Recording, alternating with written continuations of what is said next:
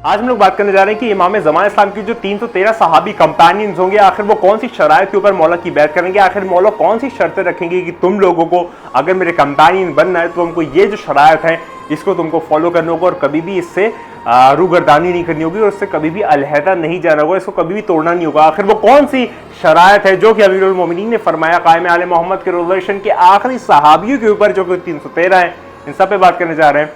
आप भी देखते रहिए, आज हम लोग इसी पे बात करेंगे।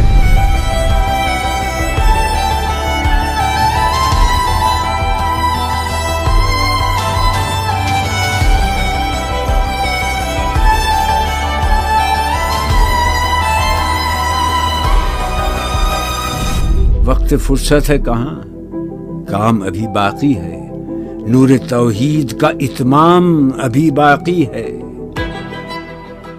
बात का आगाज करते हैं। आज हम लोग बात करने जा रहे हैं कि आखिर वो कौन सा शराइत है, वो कौन सी बातें हैं, वो कौन से आप कह सकते हैं तवातुर के साथ चीज़ें हैं जो कि कायम आले मोहम्मद जो है जब वो ज़हूर हो जाएगा, मौला का ज़हूर हो जाएगा, तब मौला फरमाएंगे कि ये जो कंडीशंस हैं, ये जो शराइत है, अगर तुम इसके ऊपर अता रहते हो, अमल करते हो, इस पर साबित कदम होते हो तो ही तुम मेरी बैत करो। और इन बैत इन कंडीशंस पे हो रही है, यानी कि अगर तुमने इनमें से कोई भी चीज़ जो है उसको तोड़ा या फिर वो कंडीशंस को ख़त्म किया या उन कंडीशंस पे खड़े नहीं उतरे तो फिर तुम मेरी बैत से हाथ उठा लो ये जाओगे, यानी कि तुम्हारा जो हाथ है वो हट जाएगा, यानी कि तुम मेरी बैत के ऊपर फिर नहीं साबित कदम रहोगे। तो आखिर वो कौन से पॉइंट्स हैं उसको मैं आपको बताने जा रहा हूँ, आपके सामने पेश करने जा रहा हूँ। तो चलिए बात करते हैं। ये जो ट्रेडिशन है, ये जो फरमान है, ये कायम आले मोहम्मद के रिलेशन में अमीरुल मोमिनीन इमाम अल मुत्तकीन शाह मर्दा शेर अज़दा क़ुव्वत परवरदिगार ला फ़ता इल्ला लिल्लाह सैफ़ुल ज़ुल्फ़िकार ने फरमाया है कि ये जो कंडीशंस है इसके ऊपर जो है वो इमाम ज़मान इस्लाम जो है वो अपने कंपेनियन से स्पेसिफिकली 313 कंपेनियंस पे बैत लेंगे। आखिर वो कौन से कंपेनियंस की शरायत है, चलिए इस पर बात करते हैं। पहली जो शरायत है जिस पे बैत होगी वो ये है कि तुम कभी भी चोरी नहीं करोगे। जो दूसरी है वो ये है कि तुम कभी भी किसी भी गलत काम में मुलव्वस नहीं होगे। जो तीसरी है वो ये है कि तुम कभी भी किसी मोमिन भाई को गाली नहीं दोगे। जो चौथी शरायत है वो ये है कि तुम किसी को भी मजलूम को कत्ल नहीं करोगे। जो पांचवी शरायत है वो ये है कि तुम किसी को भी बदनाम नहीं करोगे। जो छठी जो शरायत है वो ये है कि तुम किसी के भी घर पे कभी भी हमला नहीं करोगे। जो अगली शरायत है वो ये है कि तुम कभी भी किसी को बेला वजह या बिना किसी पुख्ता नुख्ते के नहीं मारोगे। अगली शरायत है कि तुम कभी भी जो ज़ेर तन है उसमें तुम कभी सोना और चांदी अपने ज़ेर तन इस्तेमाल में नहीं लाओगे। कभी भी जो तुम है किसी यतीम का हक नहीं मारोगे, या कभी यतीम की जो राइट्स हैं, जो उसकी क्राइटेरियंस दिया गया है इस्लामिक ड्यूटीज़ में, वो तुम कभी भी नहीं लोगे। और तुम हमेशा जो है कभी भी किसी भी चीज़ में हामी नहीं भरोगे जब तक तुम उसमें बिल्कुल श्योर ना हो, यानी कि उसमें बिल्कुल अगर आप वाज़े तौर पे बात खुली हुई ना हो तो आप उसमें कभी भी उसमें बेयर विटनेस नहीं होगे। अगली जो चीज़ है वो ये है कि तुम कभी भी मस्जिद को डिस्ट्रॉय नहीं करोगे। जो अगली चीज़ है वो ये है कि तुम कभी भी शराब नहीं पियोगे। आप लोग सुन लें, शराब नहीं पियोगे, इस पे बैत होगी मौला से। आगे बात होती है कि तुम कभी भी रेशम के यानी सिल्क के कपड़े नहीं पहनोगे। कभी भी किसी के रास्ते का कांटा नहीं बनोगे, यानी उसके रास्ते में कभी बाधा या फिर उसके रास्ते में कभी भी कोई प्रॉब्लम क्रिएट नहीं करोगे। कभी भी जो आप कह सकते हैं दहशत है वो सड़कों पे नहीं फैलाओगे। कभी भी जो है वो अनाज का या फिर जो खाने की चीज़ें होती हैं उसकी होर्डिंग्स नहीं करोगे। आप कह सकते हैं या कभी भी या किसी भी चीज़ के साथ जो कम अल्लाह ने बख्शा है उसके साथ तुम कंटेंट रहोगे, यानी कि उसमें सेटिस्फाइड रहोगे, उसके अंदर मुतमईन रहोगे। अगर तुमको कम भी मिल रहा है तो उसके अंदर तुम मुतमईन रहोगे। तुम कभी भी पार्शल नहीं होगे, यानी कि किसी भी चीज़ में पार्शलिटी नहीं करोगे। जो हक है, जो अदल और इंसाफ है, उसका दामन कभी भी नहीं छोड़ोगे और उससे हमेशा काम लोगे। यह कायम आले मोहम्मद रिलेशंस के कंपेनियन में अमीरुल मोमिनीन फरमा रहे हैं। आगे सुनिए, वो फरमाते हैं कि तुम गंदगी से दूर रहोगे, तुम कभी भी बुरे कामों से उसके अंदर मुलव्वस नहीं होगे और उससे दूर भागोगे, बहुत ज़्यादा दूर रहोगे। हमेशा अच्छाई का साथ दोगे। कभी भी मोटे लिबास नहीं पहनोगे, कभी मोटे कपड़े नहीं पहनोगे, यानी कि बहुत ज़्यादा ज़र बख्र और ये सब तरीके के जो लिबास है वो कभी भी नहीं पहनोगे। आगे मौला फरमाते हैं कि तुम मिट्टी और जो खाक है उसको अपना बिछौना बनाओगे, यानी कि बहुत ज़्यादा खाकसार रहोगे। कभी भी ऊंचे उड़ने नहीं लगोगे, हम तो 313 कंपेनियन में से आ गए तो हम तो फिर बहुत आला हैं, अफजल है। नहीं, तुम बिस्तर और तकिया जो है वो तुम मिट्टी और खाक को बनाओगे। और जो आखिर में मौला कायम आले मोहम्मद के रिलेशंस के कंपेनियन फरमाते हैं, वो फरमाते हैं कि तुम हमेशा अल्लाह की राह में स्ट्रगल करोगे, यानी कि अल्लाह की खुशनूदी के लिए, अल्लाह को राज़ी रखने के लिए, अल्लाह के लिए तुम हमेशा स्ट्रगल करोगे।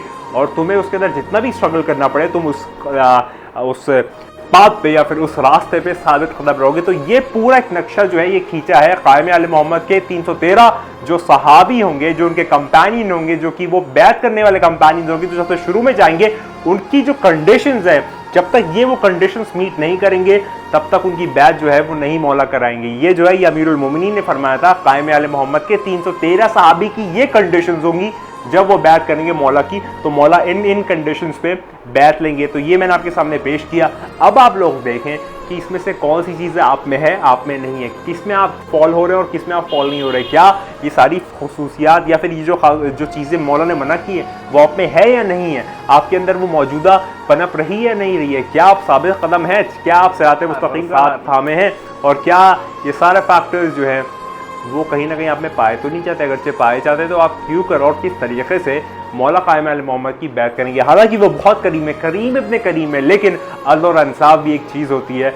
वो अल्लाह जो अदल करने वाला है उसकी जो हुज्जत यहाँ इस दुनिया में अदल करेगी वो कायम आले मोहम्मद है। तो क्यों करो और किस तरीके से, अगर आपके अंदर ये बुराइयाँ और आपके अंदर ये खराबियाँ पाई जाती है तो फिर आपको कैसे मौला अपनी आर्मी में शामिल करेंगे और कैसे आप उनकी बैत करेंगे। अगरचे ये सारी चीज़ें आपके अंदर मौजूद है तो आपको चाहिए कि जो ये चीज़ें यहाँ पर बताई गई हैं, पूरा एक खुलिया जो अमीरुल मोमिनीन ने खींचा है उन 313 कंपेनियंस के लिए, वो सारे आप लोग भी अपनाइए ताकि आपको एहसास तो पता तो चले कि आखिर उनकी क्या मकाम व मंजिलत है। मौला की तो कोई आप कह सकते हैं उनका तस्करा ही नहीं कर सकते। वो इतने अजीम और आला है, वो हुज्जत खुदा है, वो नूर खुदा है, वो वजहुल्लाह है, ऐनुल्लाह है।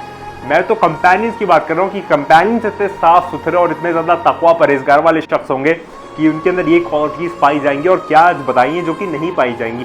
तो आपको चाहिए कि आप अपने आप को इस तरीके का बनाएं, आप अपने आप को इस तरीके का एक मुजस्समा बनाएं, अपने आप को एक रोल मॉडल बनाएं, ताकि जो सोसाइटी है, जो समाज है, वो आपको देख के समझे कि यार ये क्या शख्स है, मतलब ये कौन है, आखिर ये क्या इसके मज़हब है, या ये क्या बिलीव करता है, इसकी क्या आइडियोलॉजी है, किस आइडियोलॉजी में बिलीव करता है। ये सारे फैक्टर्स जो हैं ये आपके अंदर कहीं ना कहीं पाए जाने चाहिए। अगरचे आपको मौला की आर्मी में शामिल होना है, उनकी ग़ुलामी करनी है। 313 तो बहुत अजीम मर्तबा है। मैं तो एक नॉर्मल शख्स की बात कर रहा हूँ। हालांकि ये 313 जो है वो भी इंसान ही है, कोई जन्नात या फरिश्ते नहीं, ये 313 इंसान ही होंगे, लेकिन इतना तक़वा और परहेजगार वाले वो शख्स होंगे कि उनकी क्वालिटीज़ यहाँ पर अमीरुल मोमिनीन ने फरमा दी है। तो मैं समझता हूँ कि अब आप लोगों को ये समझ में आ रहा होगा कि मौला आ जाएंगे, पूरी दुनिया खुशनुमा हो जाएगी, लेकिन आपको भी अपने आप को अंदर से चेंज करना होगा। अगरचे आपको मौला के पास जाना है, उनसे उनसियत, रग़बत, निस्बत कायम करनी है, तो अपने आप को उस लायक तो बनाइए कि मौला जब आए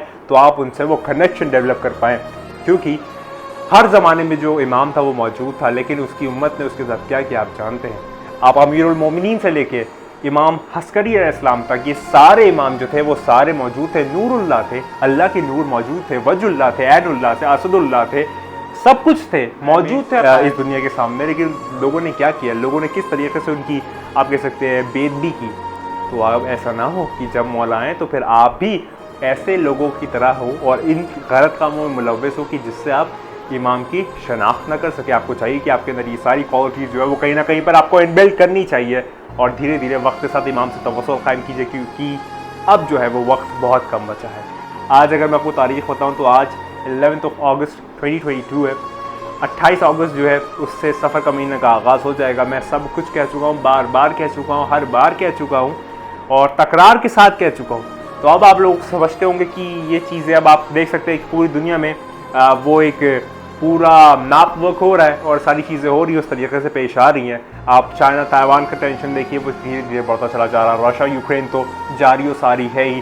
गाज़ा इसराइल का जो एक पूरा सेक्शन है वहाँ पर एक चीज़ें शुरू हो गई हैं। अभी ईरान का इन्वॉल्वमेंट बाकी है। सऊदी अरबिया का जो एक वो गल्फ़ का रीजन है वहाँ पर भी कुछ डेवलपमेंट्स आने वाले वक्त में पेश होंगे। और भी चाइना अपने आप में एक बड़ी आप प्लानिंग कर रहे हैं और चीज़ों के साथ आने वाला है काफ़ी ज़्यादा आप कह सकते हैं एक डिवास्टेटिंग फॉर्मेशन में। तो आपको चाहिए कि आप लोग समझ रहे होंगे कि अब जो चीज़ें हो रही हैं वो हो रही है।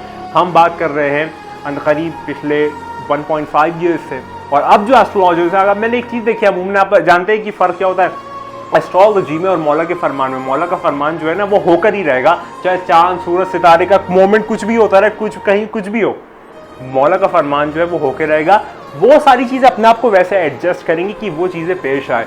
चांद सूरज सितारे जितना भी एस्ट्रोलॉजिकल वर्क जो है वो उस पर चलता है, लेकिन जो मौला का फरमान है वो तो अटल है ना, वो अल्लाह की हुज्जत है। तो जो हुज्जत होती है वो चीज़ जो फुल एंड फाइनल होती है। तो तो अब आप देख सकते हैं कि मैंने देखा अमूमन जो एस्ट्रोलॉजर्स होते हैं ना, वो वक्त से साथ अपनी जो बातें वो तब्दील कर रहे हैं। पहले कहते थे कि नहीं ऐसा नहीं होगा, वैसा नहीं होगा, फिर अब धीरे धीरे जब वक्त उस तरफ जा रहा है तो अब कह रहे नहीं, अब वो जो नक्षत्र है वो उस तरीके से बन रहे हैं, अब वो जो प्लानिटरी मूवमेंट है वो वैसे बन रहे हैं, वो उसकी राशि में चला गया, वो रेट्रोग्रेड हो गया, सारी चीज़ें कह रहे हैं। हाँ, इल्म बेशक है, लेकिन फरमान मौला के सामने इल्म जो है वो कुछ भी नहीं है, क्योंकि मौला जो है वो मौला हुज्जत खुदा है, अल्लाह की हुज्जत जो है वो कह दे तो फिर उसके आपने कहाँ पर कोई अगर मगर क्यों कर होता है। तो मैं समझता हूँ कि आपके सामने ये वीडियो बहुत ज़्यादा तवील हो रही होगी, लेकिन जो पहुँचाना था बात वो ये थी कि आपके अंदर ये क्वालिटीज़ और ये क्वालिटीज़ नहीं होनी चाहिए, क्या होना चाहिए क्या नहीं होना चाहिए, 313 में कौन सी चीज़ें होगी, किसके ऊपर बहस होगी, वो वाली बात मेरा बताना फ़र्ज था, वो मैंने आपके सामने पेश कर दिया। और मैं उम्मीद करता हूँ आपको ये वीडियो समझ में आई होगी।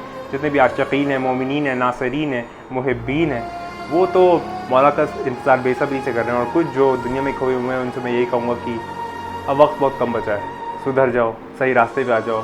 ऐसा ना हो कि देर ना हो जाए, क्योंकि हर कोई जो है वो इंतज़ार कर रहा है। ऐसा ना हो कि आप हक़ पे रह के हक़ समझ ना पाए। हमेशा एक ही बात कहूँ जो मैं हमेशा कहता हूँ, खुदा को याद करो यार, खुदा को याद करो। खुदा हाफ़िज़।